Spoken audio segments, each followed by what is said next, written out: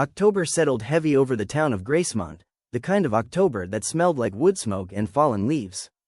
The nights came early, earlier than they seemed to in neighboring towns, and when darkness arrived, it pressed close. Houses hunched together along narrow streets, each one shouldering a porch, a railing, or an old maple tree that had been standing since before the Civil War. It was a town that kept its traditions, and none was older, or stranger, than the custom of lighting candles in the windows in October, especially on Halloween night. Starting October 1st, every night just after sundown, you could walk through Gracemont and see it. Glowing flames flickering behind every pane of glass. Some households used jack-o'-lanterns. Others used squat white candles or tall black tapers. The light was the point. And everyone knew that. Everyone followed the ritual. Everyone except the Harrows. Sam Harrow was 16, and he had never lit a candle in his life. His mother didn't believe in superstition, and his father worked nights at the mill, too tired to argue with anyone about folklore. Their house on Cypress Street was always the one dark spot among the rows of glowing homes.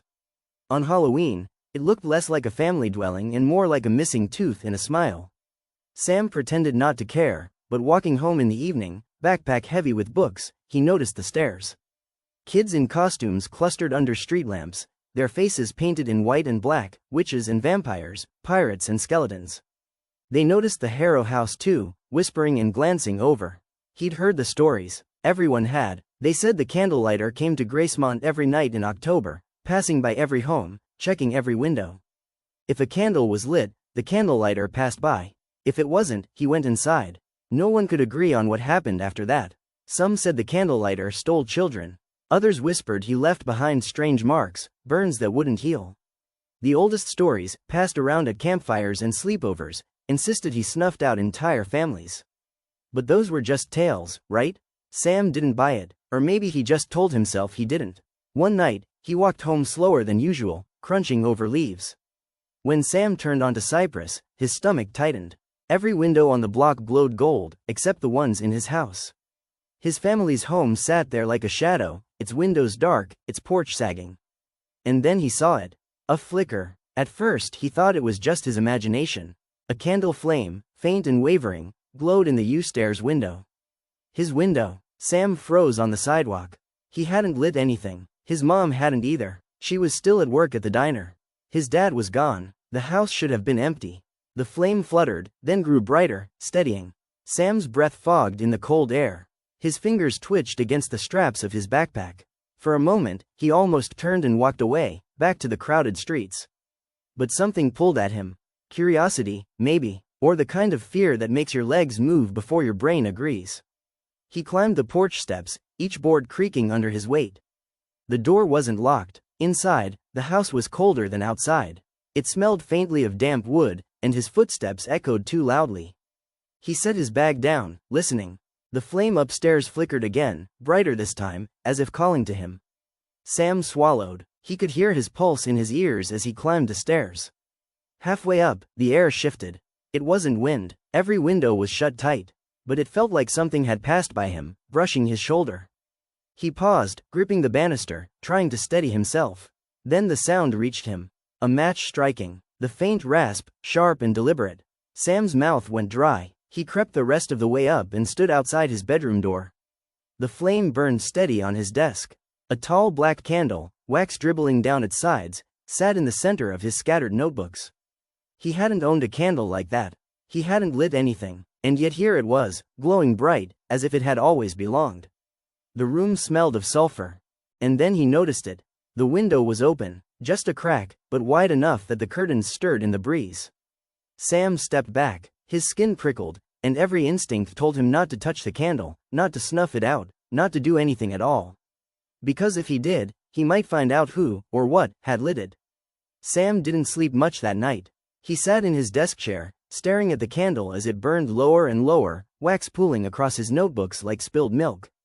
He didn't touch it, didn't dare. By the time his mom came home, the flame had snuffed itself out, leaving nothing but a curl of smoke and the faint sulfur tang in the air. "Sam," she called from downstairs. "You home?" He almost ran to meet her, to spill everything, but when he glanced back at the candle, short, half-melted, sitting innocently on the desk, he stopped. What could he even say? That a phantom match had lit it? That something had come into the house while it was empty? She'd just give him that look, the same one she always used when he talked about the Candlelighter legend. Instead, he grabbed his backpack and hurried down. Yeah, I'm here. His mom was pulling off her diner apron, hair messy from the long shift. You eat? Yeah, he lied. Good. Lock the door behind me when I head out tomorrow. They've been saying some kids are pulling pranks, breaking into houses. Sam's stomach nodded. Pranks. That would be easier to believe. But when he finally went back to his room that night, the candle was gone. Not melted to the base. Not tipped over. Just gone. The next morning, Gracemont was buzzing with Halloween chatter. Sam's friend, Dani, plopped down beside him at their lunch table with a tray of fries and an overstuffed backpack. Dani was sharp-eyed, quick to laugh, and way too curious for her own good. You hear about the Stokers? She said, unwrapping her sandwich. Sam shook his head, stabbing at his cafeteria pizza. They didn't light their windows last night. Guess what happened? He tried to keep his face neutral. What? They swear somebody came into their house. Left candles burning on every windowsill. Black candles. She smirked, but there was something unsettled behind it. My brother says it's the Candlelighter. Sam's heart thudded. He thought about telling her about the candle in his own room, but his throat tightened. He wasn't ready to be part of the story yet. Probably some jerk with too much free time, he said. Yeah, or maybe, Dani leaned closer. Maybe it's real. I mean, don't you think it's weird? Every single year, the town looks like a church vigil. People don't skip the candles for a reason. Sam rolled his eyes, but the memory of the sulfur smell and the struck match clawed at him. That night, he tried to do homework, but couldn't focus. The dark pressed against the windows harder than usual, the glass reflecting his own face in the desk lamp glow. Every time the house creaked, he tensed. At 9 p.m., he heard it again. The rasp of a match. Sam shot up. The sound wasn't in his room this time. It was outside. He crept to the window and peered through the blinds. The street below was empty, except for a single figure walking slowly down the sidewalk. Tall, thin, cloaked in black, with a brimmed hat pulled low. The figure stopped at each house, lifting something in its hand. Sam thought it looked like a lantern, and tilting it toward the windows. Where no candles burned, the figure raised its free hand. A small flash flared, and suddenly, candles were glowing inside. Sam's breath caught. He yanked back from the blinds, heart hammering. He wanted to run to his mom, to yell for anyone, but his voice stuck in his chest. He forced himself to peek again. The figure was closer now, halfway down the street. Its lantern swung gently, throwing a sickly orange light that didn't behave like fire. Too steady, too deliberate. And then it stopped, in front of Sam's house. The Candlelighter tilted its head back, as if sniffing the air. Then, slowly, it turned to face his window. Sam ducked. He pressed himself flat against the wall, eyes wide, breath held. Silence. When he finally dared to glance again, the street was empty. But his window glowed faintly. On the sill, as if it had always been there, sat another black candle. Lit. The next day, Sam couldn't keep it in anymore. He caught Dani after school, tugging her away from the crowd of kids piling onto buses. You need to come by my house tonight.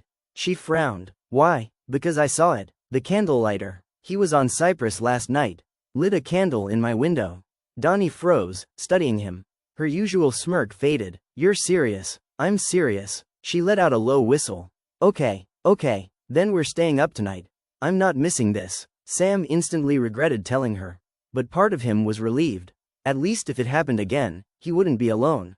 That evening, they camped out in his room, curtains drawn just enough to peek through, lights off except for the faint glow of a desk lamp. Dani brought a thermos of coffee and a stack of notebooks. We're documenting this, she said, scribbling the date across the top of the first page. If it's real, someone has to keep record. Sam shook his head. You're insane. Maybe, but at least I won't die wondering. They waited. Hours ticked by. Outside, the town quieted. The street lamps flickered. Then, just after midnight, Dani nudged Sam. Look, the figure was there again. Moving slowly, lantern swinging, stopping at each house. Lighting windows. Sam's throat tightened. Even with Dani watching beside him, fear pressed like a weight on his chest. The Candlelighter moved closer, closer, until it stopped at the Harrow house once more. But this time, it didn't just light the window. It raised its head, slowly, deliberately, and though the brim of its hat shadowed its face, both Sam and Dani swore they saw a faint glow, like embers, where eyes should be. Sam and Dani didn't speak for a long moment after the figure disappeared. They just sat there, staring at the window, breathing too hard. "Did you see that?" Dani finally whispered. Sam nodded, jaw tight. The eyes. She scribbled furiously in her notebook, pen scratching so fast it nearly tore the paper.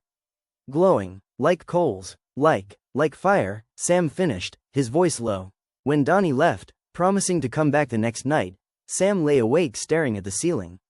He didn't close his eyes until dawn bled pale and gray through the blinds.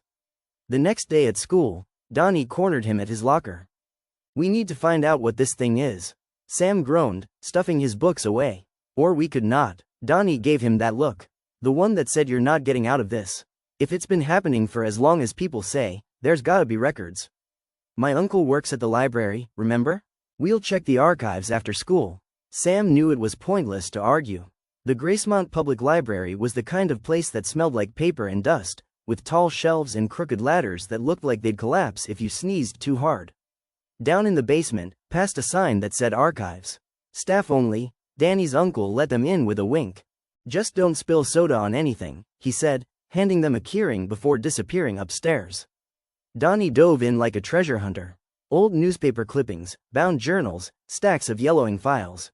Sam mostly leaned against the table, yawning, until Dani shoved a brittle newspaper under his nose. Gracemont Blaze claims 13 lives. October 31, 1891. Sam's stomach dropped. The article described a fire that swept through the eastern side of town one Halloween night, burning houses to the ground. Witnesses claimed the fire started in a single window, where a candle had been left unattended. "The Candlelighter," Dani whispered, eyes shining. "It has to connect." Sam read on, skin prickling. Survivors swore they'd seen a man in black walking through the smoke, carrying a lantern that never went out. Some said he was trying to warn people. Others claimed he set the blaze himself. And then Sam noticed the final line of the article, half buried under an ink smear. Since that night, townsfolk vowed to keep a candle burning each Halloween, lest the candlelighter return. Sam's throat went dry. "That's why everyone does it," Dani said, flipping pages faster. "It's not just tradition, it's fear. The whole town remembers." She shoved another clipping at him. This one from 1932. "Missing family feared lost. House found ablaze." Sam skimmed it. Another October 30th first. Another house with no candles lit. The family never found. Witnesses reported seeing a tall figure with fire in its eyes near the property that night. Sam pushed the papers back, shaking his head. "This is insane. Legends, rumors. People love a good story." "Sam," Dani's voice softened, "we saw him, with our own eyes. It's not just stories." Before Sam could answer, a voice spoke from the shadows. "Best leave it alone." Both of them jumped. An old man shuffled into the archive room, shoulders hunched, eyes milky with age. He leaned heavy on a cane, his steps echoing on the tile. "You kids don't want to dig too deep," he said, voice raspy. "The candlelighter doesn't take kindly to curious eyes." Sam's mouth went dry. "Who are you?" "Name's Vernon," the man said. "I was there in '68. House 2 doors down from mine went dark on Halloween. Next morning, gone. Just ashes. Folks pretend it was electrical. I know better." He tapped the side of his nose. "Saw him with my own 2 eyes. Tall as the lamppost, lantern in hand. And when he looked at me." Vernon's voice trailed off. His hand trembled on the cane. "Eyes like burning coal. I've never lit a window without a candle since." The silence stretched. Dani, of course, broke it first. "Do you know what he is? Why he does it?" Vernon shook his head. "Some say he was the one who started the blaze, cursed to keep it going. Others reckon he's a spirit trying to warn us, making sure no one forgets what fire can do. Doesn't matter. What matters is, you follow the rules." He leaned closer, his cloudy eyes locking onto Sam's. "You keep a candle burning. Every year, every window, or he'll light one for you. And when he does," Vernon swallowed hard, "you won't like what comes with it." When Vernon shuffled out, Dani grinned like she'd just uncovered buried treasure. "This is it, Sam. This is proof." Sam didn't grin back. His mind replayed the sight of the candle glowing on his windowsill, the sulfur tang in the air, the ember-like eyes in the dark. Proof was the last thing he wanted. Sam could barely concentrate the next day. Every time a teacher droned on, he found himself staring at the clock, willing the minutes to move faster, yet dreading when they did. By the time the final bell rang, he almost wished he could stay at school forever. But Dani was waiting. Of course she was. She stood next to his locker, notebook in hand. Tonight, she said, we test it. Sam slammed his locker shut. No. Yes. Dani, you heard Vernon. There are rules. Candles in every window, every year. Which means if we mess with the rules, we'll see what happens. Sam's stomach lurched. That's the dumbest thing I've ever heard. Dani grinned. And yet you're going to do it with me. That evening, Sam tried convincing himself to stay home. But when dusk fell and shadows stretched long across Cypress Street, he found himself on Dani's porch. She opened the door with a triumphant look, already holding a grocery bag full of candles. Her house glowed like a cathedral once she lit them all. Every windowsill, every room, tiny flames burning steady. The air smelled faintly of wax and smoke. Sam stood with his arms crossed, watching nervously. Okay, they're lit. Now what? Now, Dani said, striking another match, we blow one out. She led him to her bedroom, where a tall white candle flickered on the sill. She pinched her fingers around the flame. Smoke curled upward, thin and gray. The room instantly felt colder. Sam's chest tightened. Light it again. Relax. Dani grinned, scribbling notes. If he notices, we'll see it. The two of them sat cross-legged on the floor, waiting. Minutes dragged. The candle sat dark. Sam's nerves wound tighter with every passing second. The quiet pressed in until even the sound of a car passing outside made him flinch. Then came the rasp, sharp, unmistakable, the sound of a match striking. Sam's breath hitched. Dani's eyes went wide. They turned, slowly, toward the window. The candle sat there, burning again. Sam's skin prickled. He hadn't seen it relight, but there it was, flame tall and steady, wax dripping down its sides as if it had never gone out. Dani scribbled furiously. Documented. Self-ignition after extinguishing. Time lapse, 7 minutes. Sam gaped at her. You're writing this down? Dani, he was here. Dani didn't answer. She leaned closer to the window, peering out into the dark street. Do you feel that? She whispered. Sam hadn't noticed at first. But now he did. The air was heavy, pressing, like a storm about to break. And then they saw him. The candlelighter. Standing across the street, lantern glowing faintly, brimmed hat shadowing his face. Watching, Sam yanked the curtains shut, heart pounding so hard it hurt. We're done. That's it. No more experiments. Dani scribbled one last note. He knows when a flame goes out. He replaces it. That's his rule. Sam pressed his palms over his face. You're going to get us killed. That night, Sam dreamt of fire. He was standing in the middle of the street, surrounded by houses with every window blazing like a furnace. Shadows moved behind the glass, faces he couldn't quite see, eyes glowing like embers. And in the middle of it all, the candlelighter stood, lantern swinging, whispering something Sam couldn't hear. When he woke, the smell of smoke lingered in his room. And on his desk sat another candle. Short, black, half melted. The same as the first. At school, Dani cornered him again. We're close. I can feel it. Close to what? Dying? Close to understanding. There are patterns. Look. She flipped open her notebook. Every story we found, every incident, it's always the same. Houses without candles get visited. But what if? She paused, chewing her lip. What if what? Sam asked. What if he's not punishing people? What if he's protecting them? Lighting the windows, keeping something worse out? Sam stared. You think he's some kind of guardian? Maybe. Dani's eyes sparkled. But if that's true, then what's he protecting us from? That night, Sam tried not to look at the new black candle on his desk. Tried not to breathe the faint sulfur smell that wouldn't leave his nostrils. But when he finally fell asleep, the whisper from his dream came back, clearer this time. It wasn't words, it was the sound of a match. Over and over and over again. The week before Halloween, Gracemont felt restless. The Halloween decorations were all fully up, and the candles burned bright. Not just at night, not just in windows. People were leaving them in hallways, kitchens, bedrooms, anywhere the shadows could stretch too deep. It wasn't tradition anymore, it was fear. Sam noticed it walking home from school. Every house he passed flickered with warm light, like the whole town had turned into a vigil. He didn't want to admit it, but part of him felt safer seeing them. The candles were guardians now. Barriers. And then he reached the end of Pine Street. The Larkins' house sat dark. No flicker in the windows. No silhouettes moving inside, just black glass and shuttered blinds. Dani spotted it too. She slowed beside him, scribbling a note in her book. House dark. Possible test subject? Don't call it that, Sam muttered. His throat was dry. Maybe they're just out. Then why's the car in the driveway? Sam didn't answer. That night, the two of them couldn't stop thinking about it. Dani texted him at least 5 times, "We should watch the Larkins' place." Sam ignored her until midnight, when he found himself pulling on his jacket and sneaking out the back door. Dani was already waiting at the corner, grinning like she'd won. Knew you couldn't resist. The street was silent, houses glowed gold, curtains drawn tight. Except the Larkins, their house was a hollow tooth in the row of candles. The two of them crouched behind a hedge across the street, breath fogging in the cold. At first, nothing happened. Crickets chirped. A dog barked 2 blocks over. The longer they waited, the stupider Sam felt. And then, at exactly 12:13 a.m., the air shifted. Heavy, thick, the kind of silence that swallows even the sound of your own breathing. Dani grabbed his arm, eyes wide. Look, at the far end of the street, the Candlelighter appeared. Lantern swinging, hat brim low, moving with the slow inevitability of a clock's pendulum. Sam's heart pounded as the figure stopped at each house, pausing, lantern tilting toward the window. Flames flickered higher inside each one as he passed. Closer, closer, until he reached the Larkins. The Candlelighter stood still for a long moment, lantern raised. No light answered, and then, he moved, slow, deliberate steps up the porch.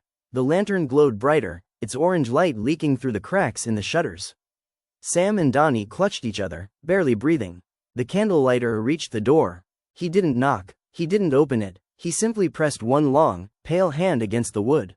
The house lit up from within. Not with candles, with fire. Flames burst in every window at once, roaring like a living thing. The glass glowed white hot, shadows writhing inside. Sam stumbled back, choking on smoke that rolled into the street, acrid and thick. He blinked through the haze, saw the Larkins in the windows for a split second. Faces twisted in shock, mouths open in silent screams, then gone, swallowed by the fire. And through it all, the Candlelighter stood calm. His lantern burned steady, his ember eyes glowed brighter than ever. When the flames finally snuffed out, the house was gone. Not burned down, not smoldering, gone, as if it had never been there. In its place was nothing but an empty foundation and curling smoke. Dani's notebook slipped from her hand. "Oh my God," she whispered. Sam couldn't move, couldn't think. The Candlelighter turned, slowly. His glowing eyes swept the street until they landed on the hedge where they hid. Sam's chest clenched. His legs refused to move. Then, just as slowly, the Candlelighter raised his lantern. The light swelled, washing the street in a sickly orange glow. For a heartbeat, Sam swore he felt it reach inside him, burning cold and hot all at once. And then, darkness. The Candlelighter was gone. Only the empty foundation remained. Neither of them spoke on the way home. Dani clutched her notebook like a shield, though the page inside was blank where her pencil had snapped. When Sam finally stumbled into his room, the black candle waited on his desk again. Shorter now, over half melted, and for the first time, he wondered what would happen when it burned all the way down. Sam woke to the sound of glass rattling. For a moment, he thought it was another dream, like the ones that had been plaguing him all week, flames swallowing the town, the endless hiss of matches striking in the dark. But then he sat up and realized it was real. His window was trembling in its frame, the panes buzzing as if something heavy pressed against them. And the black candle was burning again. He hadn't lit it, he never lit it, but the flame swayed steady, its glow throwing long shadows that bent unnaturally across his walls. Sam's stomach turned when he realized the candle was shorter than before. The wax pooled wide, creeping toward the edge of the desk. He tried to blow it out. He leaned close, took a deep breath, and blew. Nothing. The flame didn't move, didn't even flicker. His breath passed straight through it like smoke. Sam stumbled back, chest heaving. And then he saw it. A faint orange glow, pulsing at the corner of his vision. He froze, turned toward the window. The Candlelighter stood across the street, lantern raised, watching. Sam slammed the curtains shut. The next day, he found Dani waiting at his locker, notebook clutched so tight her knuckles were white. "We're in trouble," she whispered. Sam didn't argue. "He saw us, Sam. At the Larkins. He knows we're watching." Sam shoved books into his bag just to keep his hands busy.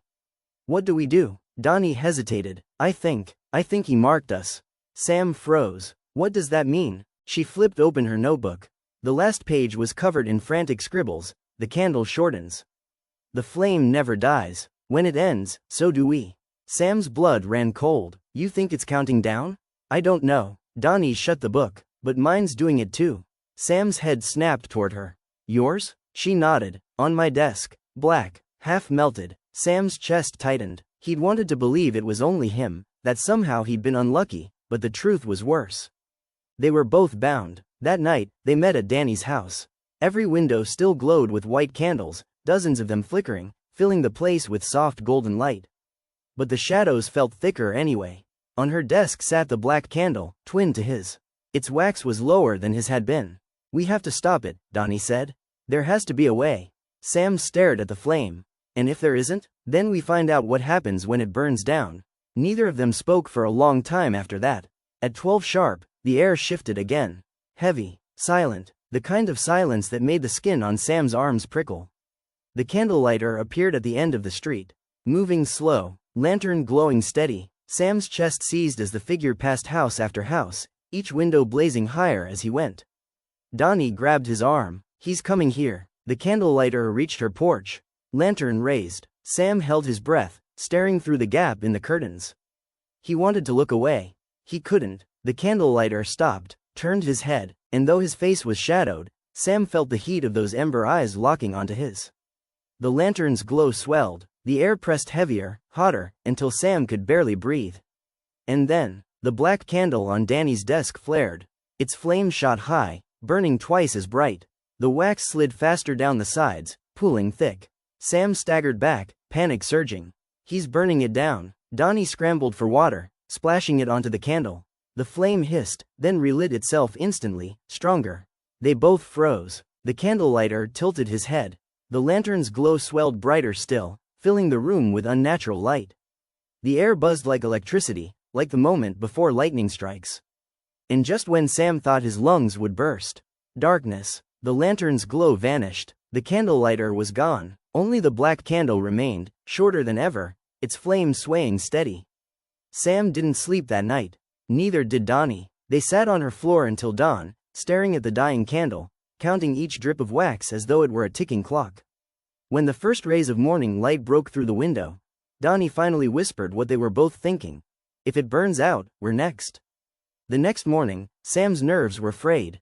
His hands shook when he tried to eat. His eyelids felt like sandpaper from 2 nights without sleep, and all he could think about was that candle, how little of it was left. Dani didn't look much better.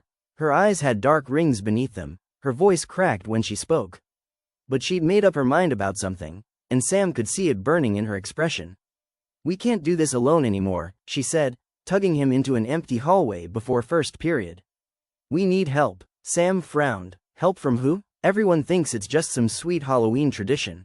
Dani shook her head. Not everyone. They started with Dani's mom. She was in the kitchen, sleeves rolled up, sorting through a crate of candles. There had to be dozens of them, neatly wrapped in brown paper. She didn't even flinch when Dani dumped her notebook on the table and demanded answers.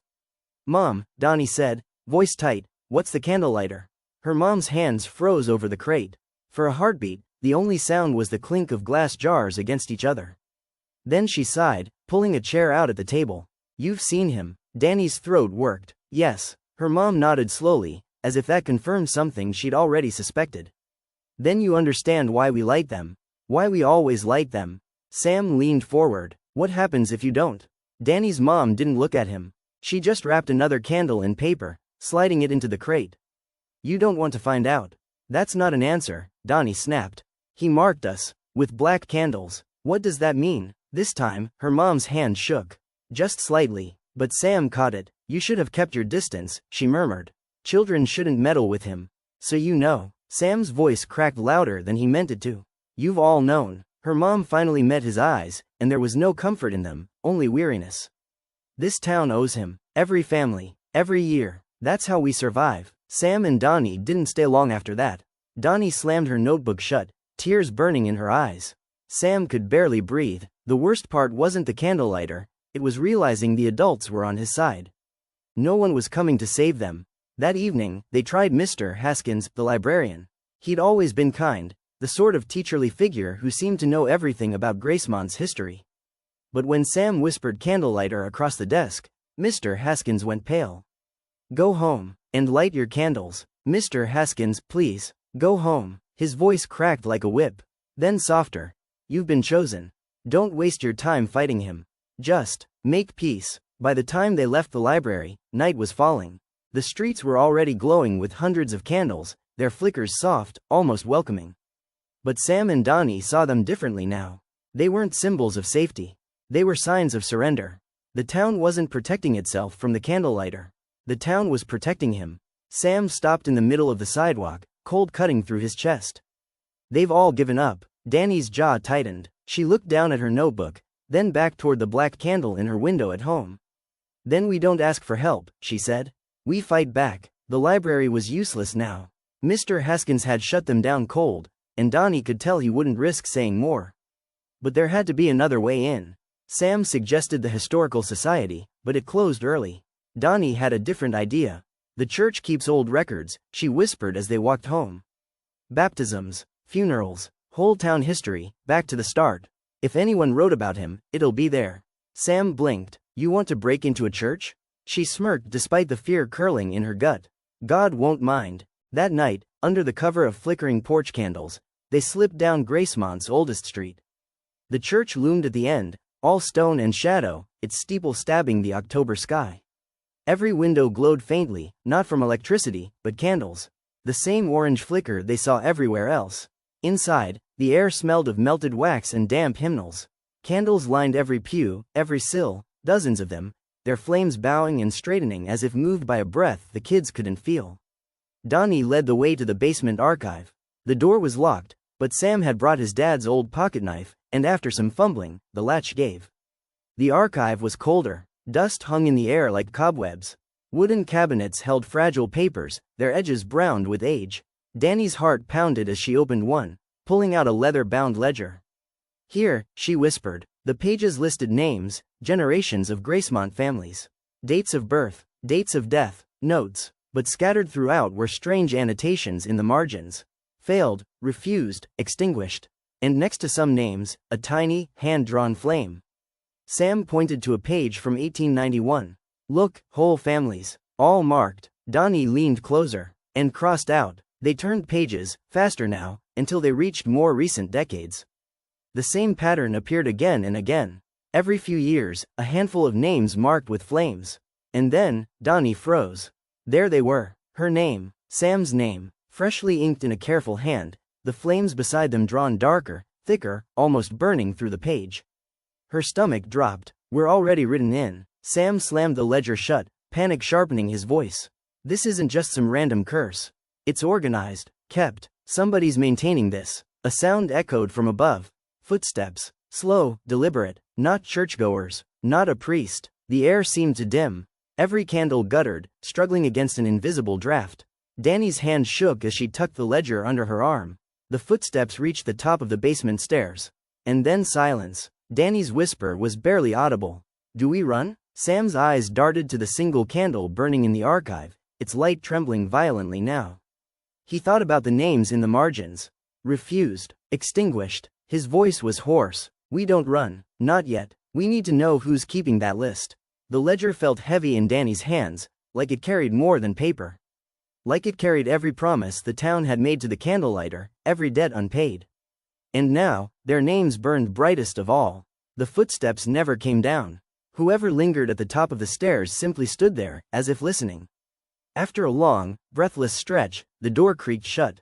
Sam exhaled so hard his knees nearly gave.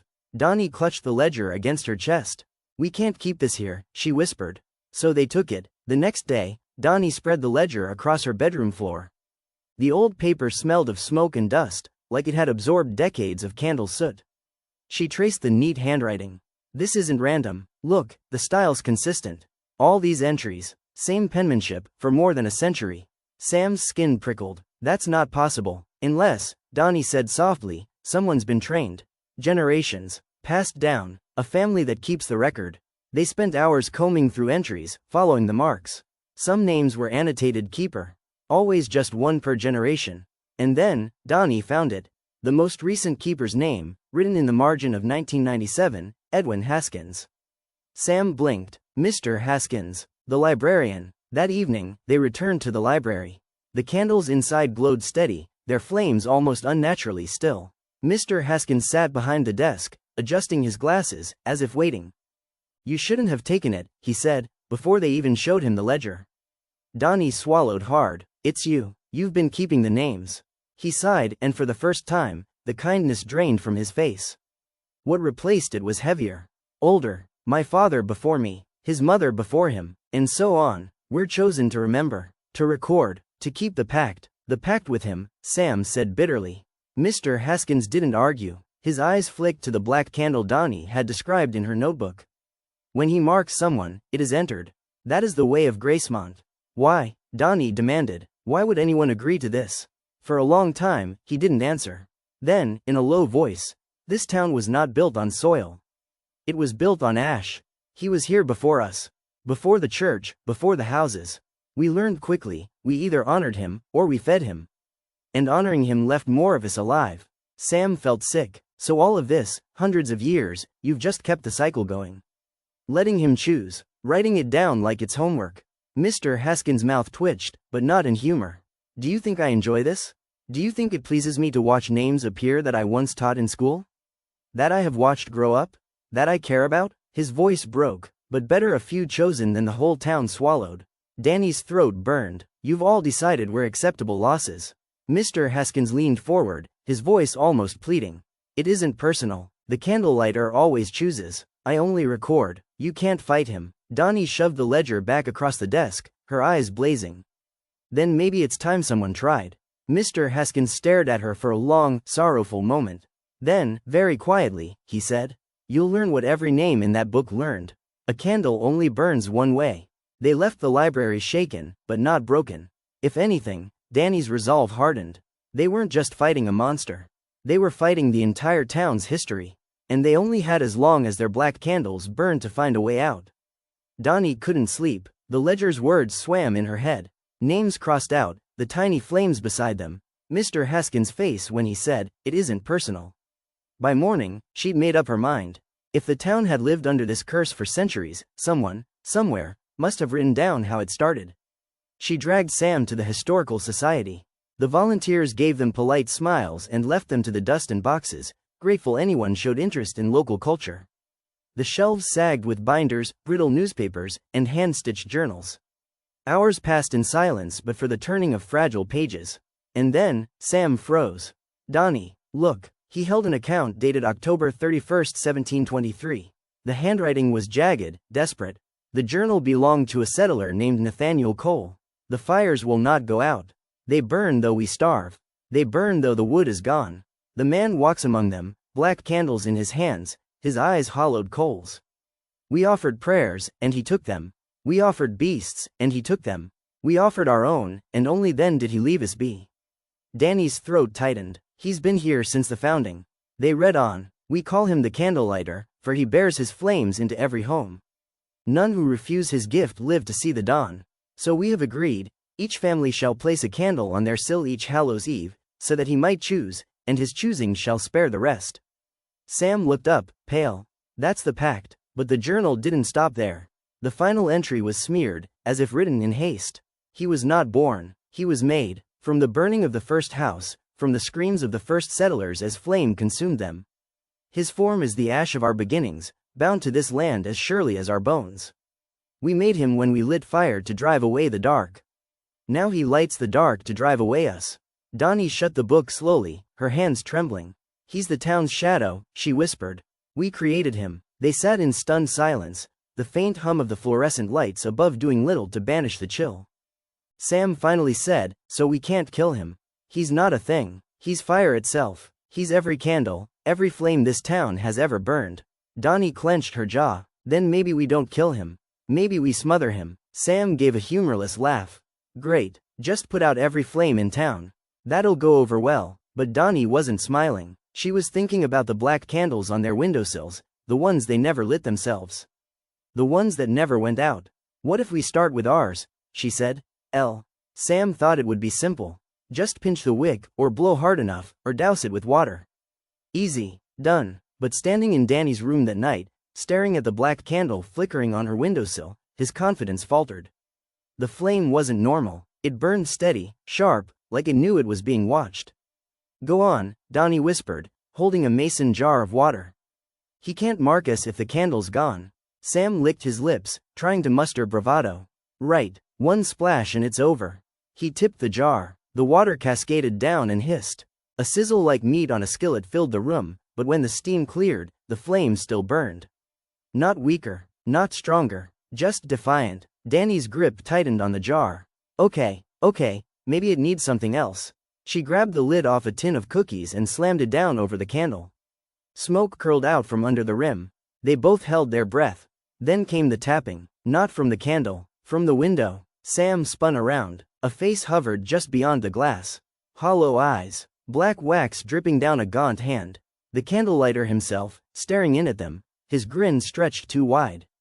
Dani gasped and ripped the lid away from the candle. The flame leapt back, tall and triumphant.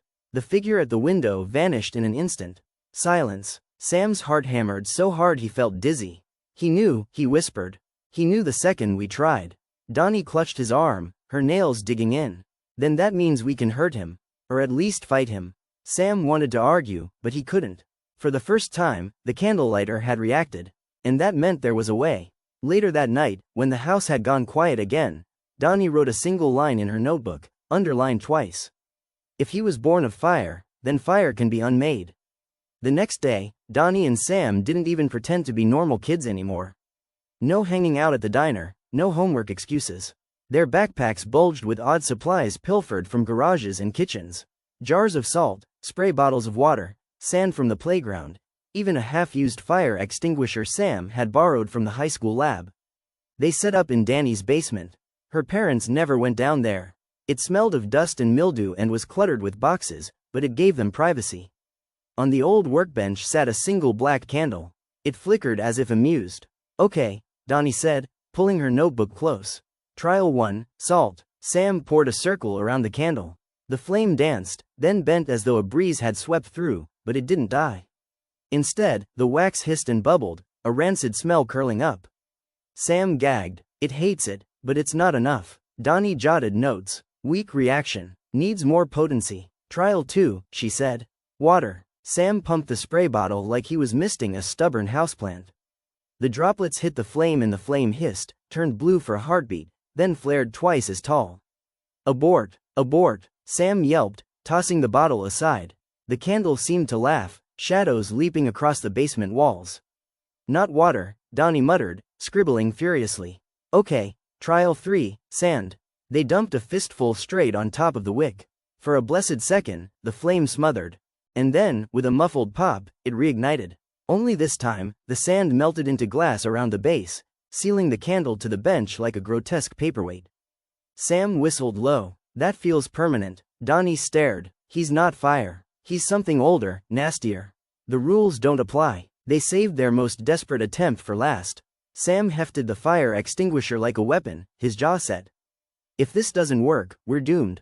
He squeezed the handle. A white cloud roared out, engulfing the candle. For a long moment, the flame disappeared. Silence. Dani's chest tightened. Could it be? Then the hiss began. Slow, relentless. The powder coating the workbench caught fire, each grain sparking like kindling until the whole surface glowed. The flame reappeared, fat and greedy, burning brighter than before. They both backed away, terror gnawing at them. The powder fire sputtered, dimmed, but the black candle's flames still stood tall, untouched. When the smoke cleared, Sam dropped onto a box, defeated. We can't fight it. It's not fire. It's him. But Dani's eyes glittered, wild with determination. She scribbled a new line in her notebook. Direct confrontation required. Ritual origin equals key. She slammed the notebook shut. We need to find the place where he was made. Sam groaned. You mean the settlers' ruins? Out in the hollow? Exactly. Dani met his gaze. If he was born there, maybe we can end him there. The candle flickered high, throwing jagged shadows across the basement walls, as if it had heard her. The hollow didn't appear on maps. It was one of those places everyone in town knew about but pretended not to. An overgrown patch of woods past the old mill, where the land dipped low and shadows lingered even in daylight. Sam and Dani reached it just after dusk, their bikes hidden in the weeds off the road. Each carried a flashlight, though Dani's notebook was the real weapon. She had underlined a single phrase: return to the place of origin. The trees pressed close as they entered, branches clawing at their jackets. The deeper they went, the quieter the world became. No crickets, no wind, no sound but the crunch of leaves underfoot. Sam tried to joke, his voice thin. Great idea, Dani. Let's just walk into the spookiest forest in North America. Totally fine. She ignored him, her eyes scanning the undergrowth. The record said the settlers built a meeting house here. That's where the Candlelighter began. After what felt like hours, they found it. A sagging stone foundation half buried in moss. Trees grew up through what had once been walls. The air smelled of damp earth and smoke, though no fire had touched this place in decades. Sam swept his flashlight over the stones. This doesn't look like much of a ritual site. Look closer, Dani whispered.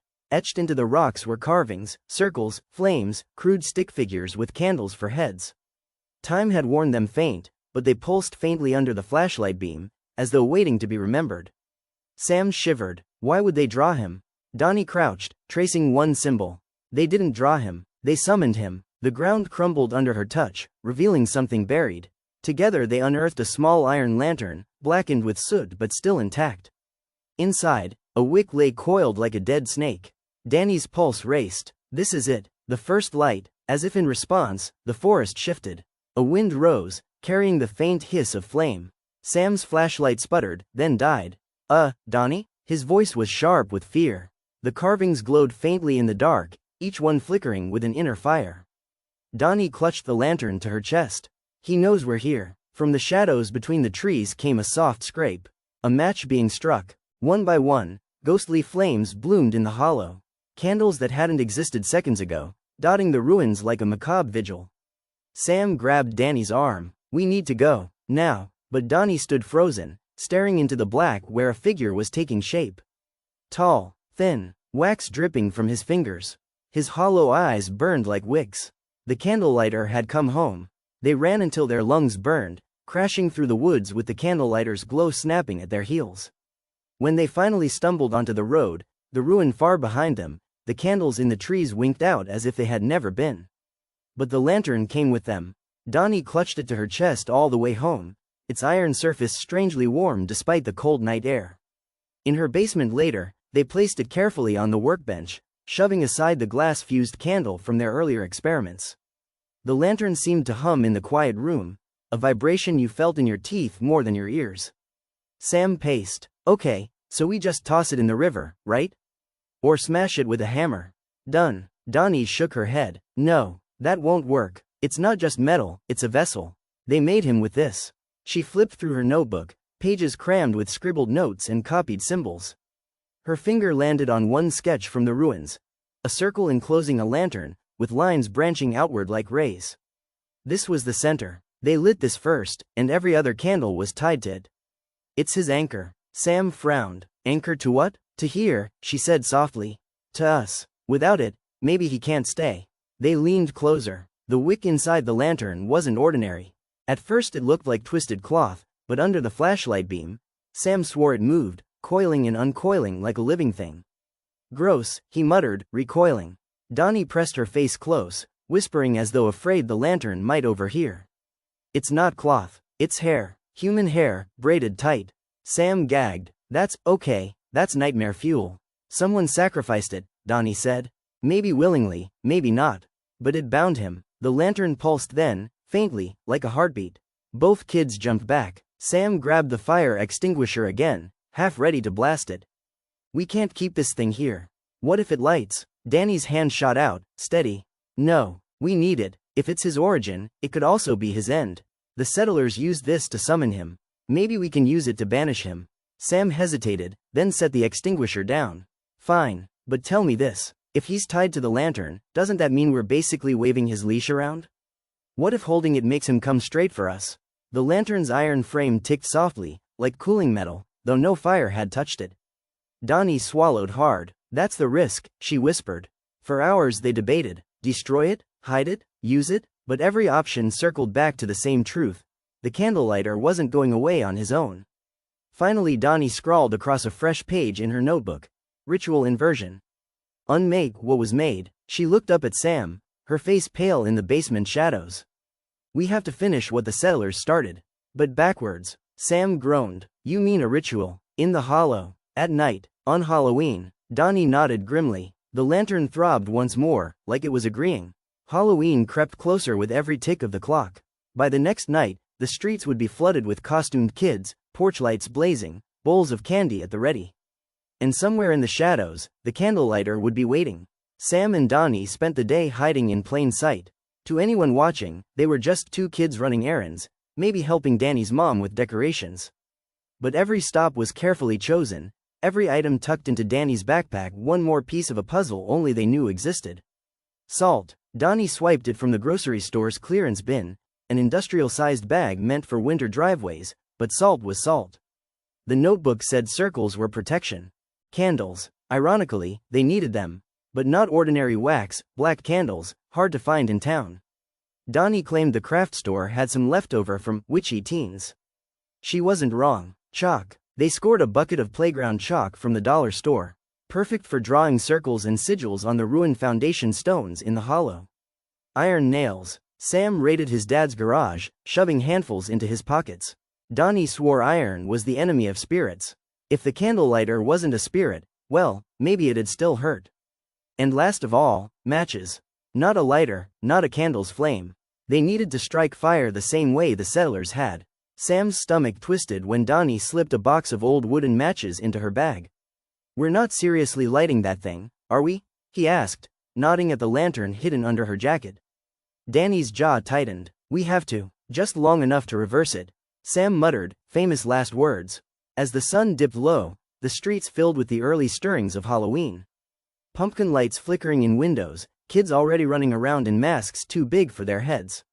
The smell of cider and bonfires hung in the air.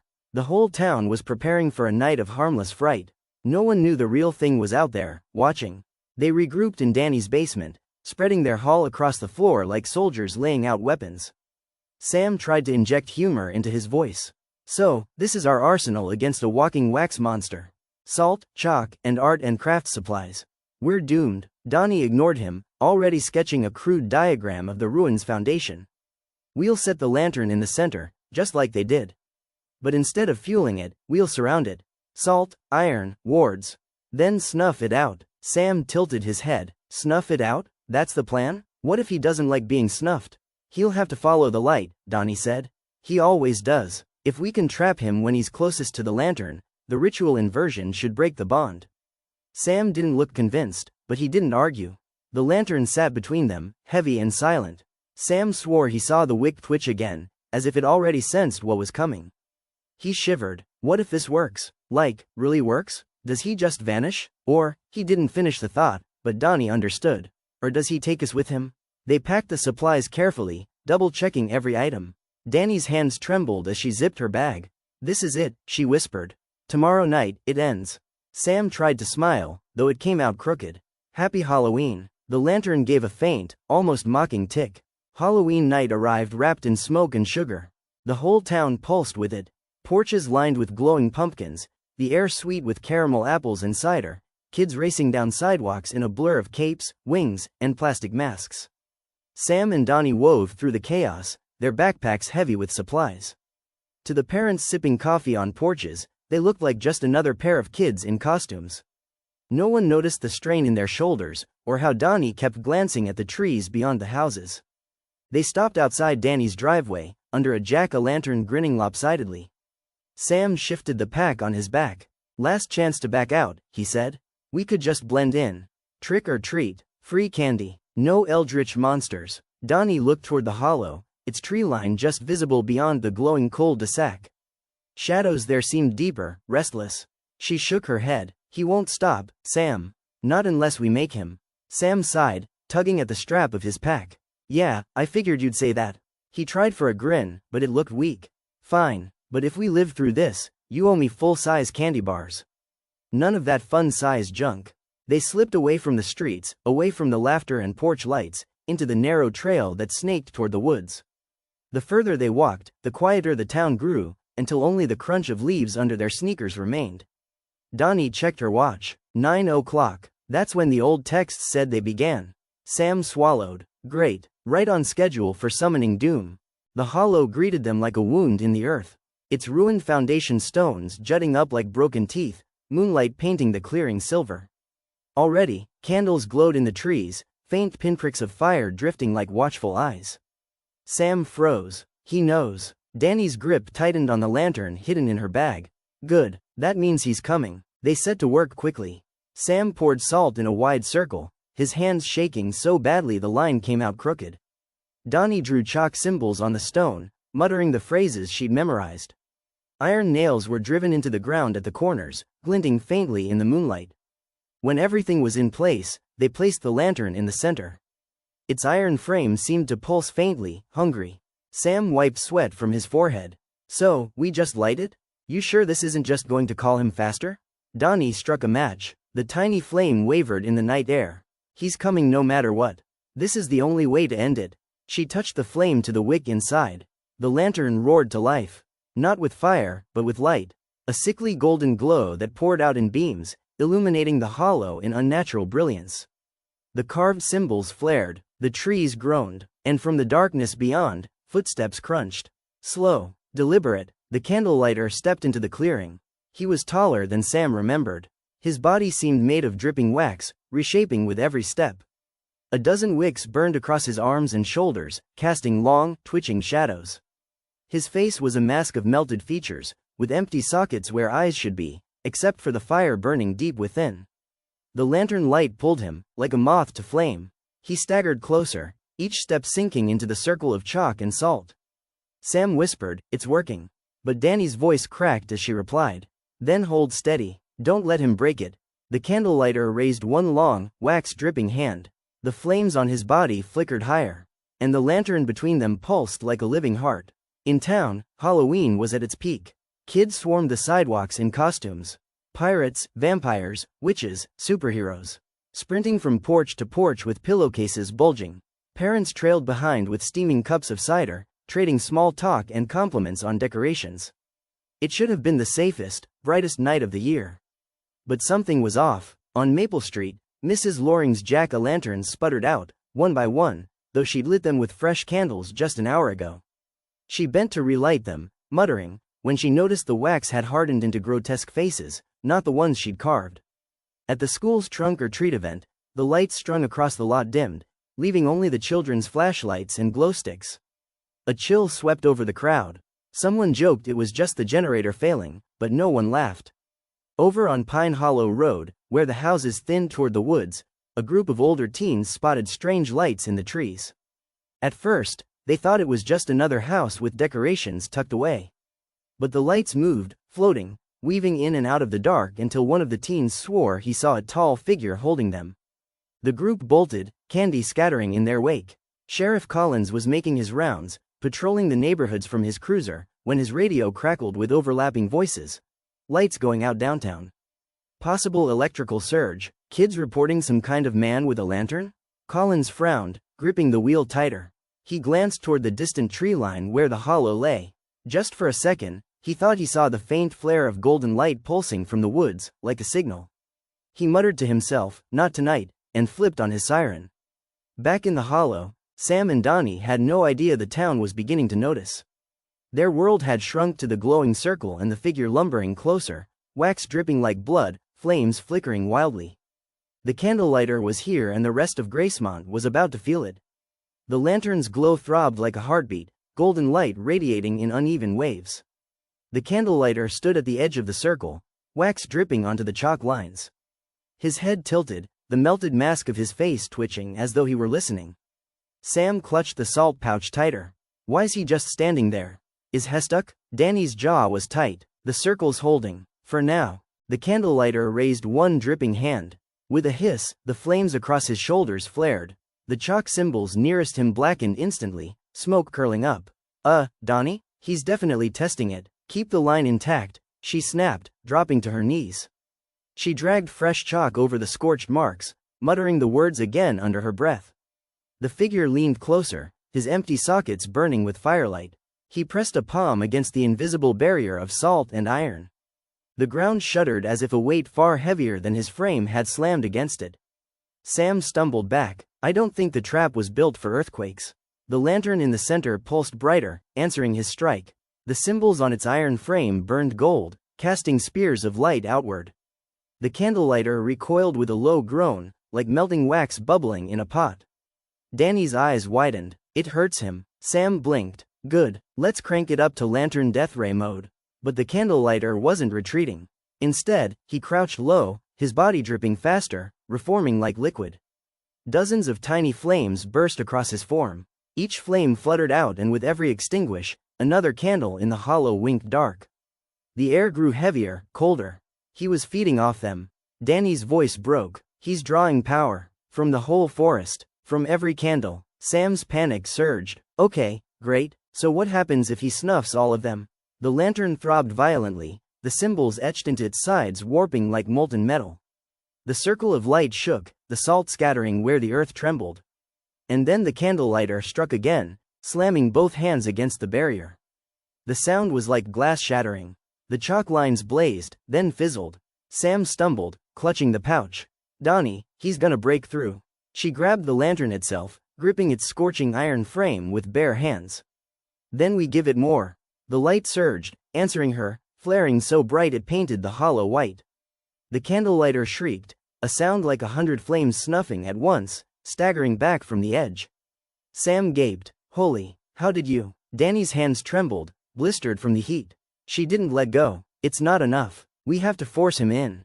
The candlelighter raised his head slowly, wax dripping like tears. His burning sockets fixed on the lantern. And he stepped into the circle. The moment the candlelighter stepped into the circle, the air split with a crack like lightning. The lantern's light flared, blinding gold against the black trees. Wax splattered in every direction, sizzling as it hit the dirt. Sam shielded his face. This is it, Dani. He's really in it. Dani gritted her teeth, still gripping the lantern with blistered hands. Hold the line. Don't let him touch it. Inside the circle, the candlelighter writhed. His waxen limbs melted and reformed, stretching unnaturally. Flames burst and snuffed along his body like a string of firecrackers. He raised one burning arm and slammed it toward the lantern. The impact rattled the entire hollow. The lantern screamed, a high, metallic shriek, and the carved symbols along its frame flared brighter. Golden tendrils of light lashed outward, coiling around the candlelighter's arm like chains. He howled, trying to pull free, but the light seared deeper, fusing into his wax. Sam gasped. It's working. But Dani's face was pale. Not for long. A rustling came from the tree line. Voices. Flashlights cut across the dark, jittery beams bouncing between the trees. A handful of costumed teens stumbled into the clearing, wide-eyed at the sight of the glowing circle. Behind them, a couple of adults trailed, calling out names. Thought we saw fireworks. Oh my God, is that? Kids? What are you doing out here? Sam's heart dropped. No, no, no. Not now. The candlelighter's head snapped toward the newcomers. His sockets burned hotter, flames leaning toward them like a predator scenting prey. The lantern strained, the golden tendrils fraying as his focus shifted. Sam, Dani shouted. He's breaking loose. The people drew closer, unable to look away. One boy whispered, what is that thing? As if answering, the candlelighter roared. His wax body ballooned outward, dozens of dripping arms forming from his sides. Each arm held a flickering flame. The light bent toward the intruders, reaching. Sam panicked. They're gonna ruin everything. He grabbed the pouch of salt, hurling a handful at the advancing arms. The flames hissed, recoiling just enough. Back! Get back! He screamed at the onlookers. But the adults stepped forward, confusion twisting into fear. Kids, what are you? What's happening? The lantern's glow flickered under the strain. Dani cried out as another blast of fire struck the circle. Sparks rained down. The candlelighter bellowed, half bound, half free. His voice was the crackle of burning timber, the hiss of melting wax. Sam whirled on the intruders, desperation boiling over. You have to go. If you stay, he'll take you. But no one moved, and the candlelighter surged again, flames lunging outward, reaching for the nearest bystanders. The hollow glowed like a furnace. The circle's light shivered, bending as if under a heavy wind. The candlelighter thrashed inside, waxy limbs striking at the invisible barrier. Every impact sent ripples through the air, distorting the trees beyond. Sam's arms trembled as he scattered the last of the salt. His throat was raw from shouting. Stay back, don't step closer. The townsfolk lingered at the tree line, their flashlights trembling in unsteady hands. Some clutched each other, others just stared, slack-jawed, unable to process the nightmare unfolding before them. A woman whispered, "It's real." A man answered, voice breaking, "God help us." But none moved forward, none moved back, they only watched. Dani knelt by the lantern, sweat pouring down her face, her hands scorched red from gripping the iron frame. Her lips moved constantly, whispering the incantation she'd copied so carefully. The lantern pulsed in time with her voice, answering each word with another burst of light. The candlelighter reeled under the glow, his waxen body dripping faster, flames snuffed out as soon as they flared. He shrieked and lunged, pressing his full weight against the barrier. The circle bent inward, the chalk lines splitting like cracked ice. Sam grabbed Dani's shoulder. "He's breaking it." "Then we push back," she rasped. Together, they pressed their hands against the lantern. The heat seared instantly, blistering, but they didn't let go. Their voices overlapped, rough and desperate, repeating the words until the air itself seemed to vibrate. The lantern blazed, golden chains of light whipped outward, binding the candlelighter's arms, his torso, his melting face. His roar shook the clearing, rattling the watchers at the edge of the hollow. Some of them fell to their knees. Others sobbed openly. Not one dared intervene. Sam's whole body shook. "He's too strong. Dani cut him off, voice fierce despite her trembling. "No. Look at him. He's weakening." And she was right. The candlelighter's form rippled and sloughed, chunks of wax falling away in heavy globs. The flames guttered, dimmer with every lash of light from the lantern. For the first time since stepping into the circle, he looked afraid. Sam's heart leapt. "We're winning." But even as the words left his mouth, the candlelighter gave a guttural, furious cry. With the last of his strength, he drew in every flame still burning in the hollow, every candle, every lantern, every jack-o'-lantern flickering miles away. The light vanished from the forest, sucked into his hollow frame. And he exploded with fire. The hollow ignited, flames roared skyward, a cyclone of fire and wax that turned night into blinding day. The townsfolk screamed but did not run. They stood rooted, silhouettes against the inferno, unwilling or unable to look away. Sam and Dani clung to the lantern, their skin blistering under the heat. The circle itself seemed to melt, chalk lines glowing red before vanishing in the blaze. The candlelighter's form swelled, a grotesque figure of molten wax, crowned in fire. He raised his head and bellowed, a sound of centuries of grief and hunger, of lives stolen and names extinguished. The hollow trembled with the weight of it. Sam's heart pounded, his vision blurred. "We're going to die." But Dani's voice rose, hoarse, cracking, but unbroken. She forced the last words of the incantation out, her voice scraping against the roar of fire.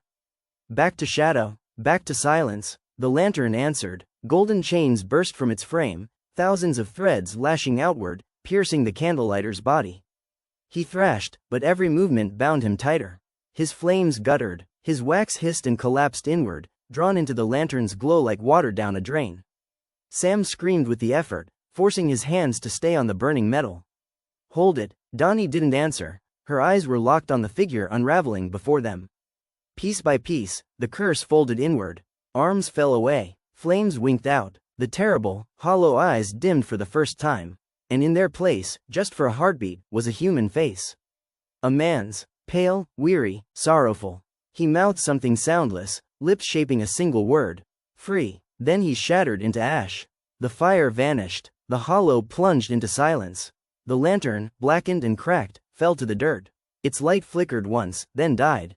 Sam collapsed beside it, gasping, his hands raw and scorched. Dani slumped against him, tears streaking her soot-stained face. "It's over," she whispered. For the first time in generations, the hollow was dark. Truly dark. No candles, no lantern glow, no curse. The townsfolk, still standing at the edge of the clearing, seemed stunned. One of the adults crossed themselves. Another dropped to their knees, sobbing with relief. No one spoke the name of what they had witnessed. Sam and Dani held each other, shaking but alive. Behind them, the lantern crumbled into dust. The curse of the candlelighter was broken. Halloween night was silent, and for the first time in centuries, it belonged only to the living. In the weeks that followed, Gracemont carried on as if nothing had happened. Pumpkins rotted on porches, turkeys replaced skeletons in storefront windows, and talk of Christmas lights filled the hardware store. But every now and then, the subject surfaced. Someone would lower their voice in the diner and mutter about that night. Someone else would shake their head quickly, warning them off. The adults had settled on a quiet pact: don't speak of it, don't spread it. Pretend the hollow was always just a patch of woods. But Sam and Dani knew better. They walked the hollow once more before the first snow fell. It looked ordinary now, just bare trees and frosted ground. No scorch marks, no circle, no ash. Not even a scrap of the lantern remained. Dani crouched and pressed her hand into the dirt. "Do you feel it?" Sam shook his head, but deep inside, he did. The silence, the emptiness, the way the woods no longer felt like they were holding their breath. It was gone. For good. That Halloween, for the first time in Gracemont's memory, no one found an extra candle burning in their windows. People noticed, at first with unease, then with cautious relief. No one came knocking at midnight with wax-dripped fingers. No new names joined the ledger. The candlelighter was no more. Years later, when Sam and Dani had long since grown, they still kept one tradition. Every Halloween night, they lit a single candle, not to ward off a monster, but to remember. They set it on the windowsill, watching the tiny flame dance. Not out of fear, but out of gratitude, for the hollow was dark, and the curse was ended. Forever. Like this story? Light a candle and hit subscribe before the candlelighter finds you in the dark.